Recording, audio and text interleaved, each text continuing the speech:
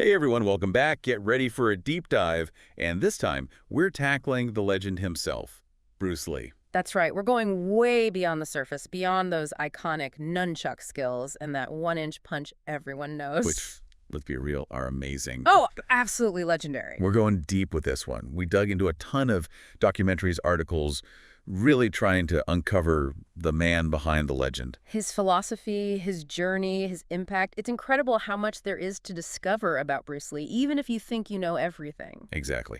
So to really kick things off, we got to go back to the beginning. Think San Francisco, 1940. The year of the dragon. Talk about an entrance. But his family didn't stay in San Francisco for long. Nope, they headed back to Hong Kong when he was just a baby. Which is where things get really interesting. Picture this. Young Bruce Lee, already a child actor, but also kind of a handful on the streets of Hong Kong in the 50s. A handful is putting it mildly, from what we gathered. Some of those documentaries, especially Bruce Lee real-life story, they don't shy away from the fact that he got into his fair share of scraps. One particular story even suggests that... Oh, you mean the whole thing with the Triad member's son? That's the one. Apparently, that incident was the final straw for his parents. Like, okay, maybe we need to channel this energy somehow. Exactly. And that's where the martial arts come in. Enter Yip Man, the legendary Wing Chun master. And that's where Bruce Lee's journey takes this incredible turn, but from what I understand, it wasn't your typical teacher-student relationship. Oh, not at all. I mean, here's a kid who is so determined to learn, so hungry for knowledge, that he would actually trick his classmates. Wait, how do you... I know, right? But apparently he convinced them that class was canceled just so he could get one-on-one time with Yip Man. Wow. Dedication, man. That's Bruce Lee for you. Even with all the discipline of martial arts, that independent, rebellious streak, it was always there. And it eventually led him back to America, right? Yeah, at 18. Probably a good mix of wanting to explore and maybe also escaping a bit of trouble in Hong Kong after those street fights. Probably a smart move. But even back in the U.S., that independent spirit, that drive to forge his own path, that never left him. Absolutely not. He enrolls in the University of Washington, starts studying philosophy. Can you imagine? Bruce Lee, that martial arts legend, a philosophy student. It's true. It just goes to show there was so much more to him than met the eye. He wasn't just about physical strength. He was deeply intellectual, curious about the world and the nature of reality. And that really comes through in his approach to martial arts, too. Oh, absolutely. He was constantly pushing boundaries, questioning traditions. Even when he started teaching martial arts, he didn't just stick to the old ways. He was making waves, wasn't he? Mm-hmm. I mean, this is the 1960s, and he starts teaching martial arts to Caucasian students. That was unheard of back then. It was revolutionary. Traditional martial arts schools were very closed off, very strict about who they taught. But Bruce Lee, he didn't see race or background. He saw a student eager to learn, and he wasn't going to turn them away. Which obviously ruffled some feathers. Big time. The established martial arts community, they saw it as a threat, an insult to tradition. Some accounts even talk about a challenge that was issued to Lee by a rival kung fu school. Like straight out of a movie. What were the stakes? Oh, it was high stakes. If Lee lost, the deal was he would have to stop teaching non-Chinese students. Wow. Talk about pressure. So what happened? He won. Just like that, cemented his right to teach whoever he wanted. But here's the interesting part.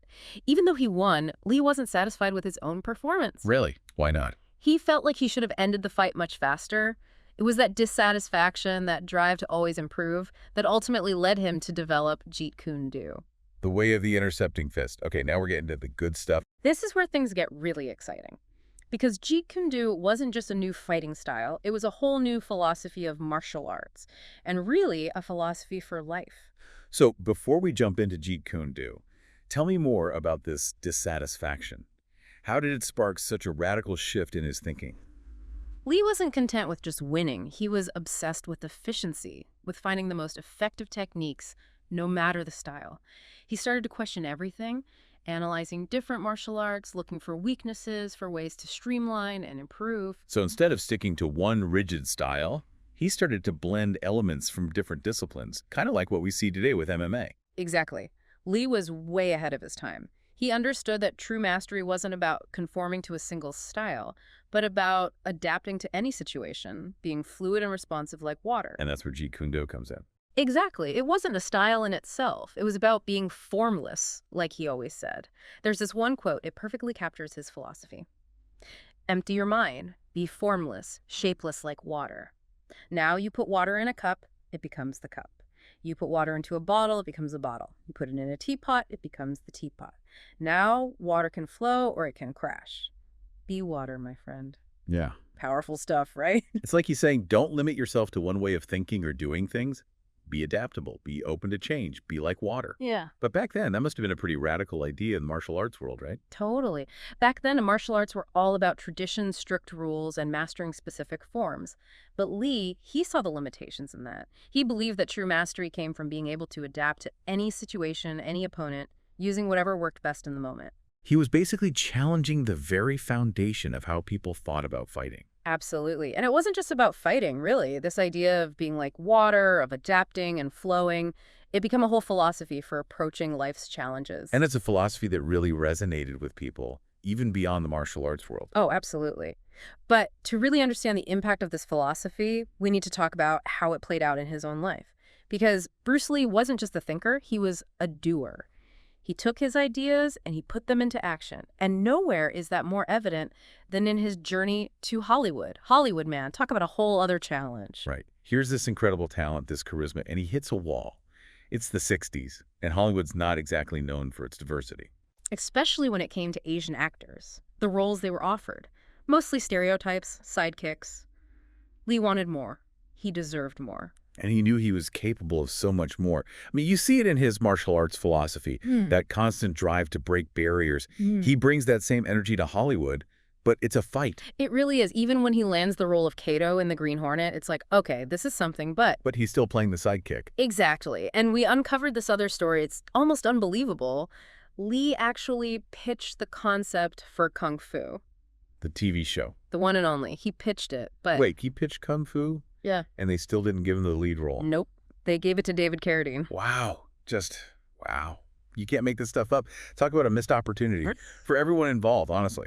It's a prime example of the challenges he faced. But Lee, he was never one to back down. He decides, okay, Hollywood's not ready for me. Fine, I'll create my own platform. And that's when he heads back to Hong Kong. And everything changes. The Big Boss, Fist of Fury, Way of the Dragon. He becomes a global superstar. But not just a star. He's writing, directing, choreographing those incredible fight scenes. Talk about taking control. It's not just about the action either, though, right? Those films had something to say. They challenged stereotypes, they showcased Asian culture, and they did it all while being absolutely electrifying to watch. And that fight scene with Chuck Norris in Way of the Dragon, come on. It's legendary. In the Roman Colosseum, no less. That's not just a fight scene, it's art. And it's Jeet Kune Do in action. That fluidity, that adaptability, it's mesmerizing. He's using Chuck Norris's own energy against him. Exactly. He's flowing like water. It's incredible to watch. And you know what's amazing? We were diving into his legacy, and it turns out Bruce Lee's influence, it goes way beyond film, way beyond even traditional martial arts. Oh, absolutely. Get this. The guy had no official professional fighting record.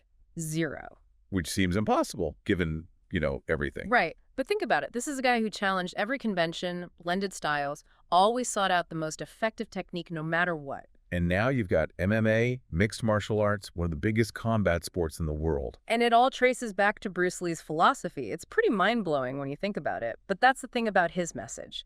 It's timeless. It's universal. It's about so much more than just fighting. It's about self-discovery, pushing boundaries, realizing your potential. And it's something we can all apply to our own lives, right? Absolutely. No matter what you do, no matter what challenges you face, there's always something to be learned from Bruce Lee. So as we wrap things up, let's bring it back to that. What are some key takeaways our listeners can apply to their own lives? What's the Bruce Lee wisdom we can all benefit from? It's all about adaptability, isn't it? Being like water. That's the core of it. It really is. And it's not just some abstract idea either. He lived it in his martial arts, in his films, in his life. Pushing boundaries, challenging norms, always evolving. And never giving up on his vision. Even when Hollywood shut him out, he found another way. He created his own platform, became a global icon on his own terms. It's inspiring, man. And a little bit intimidating, Yeah. How do we even begin to apply that kind of mindset to our own lives? Well, I think it starts with being honest with yourself. What are you passionate about? What are you willing to fight for?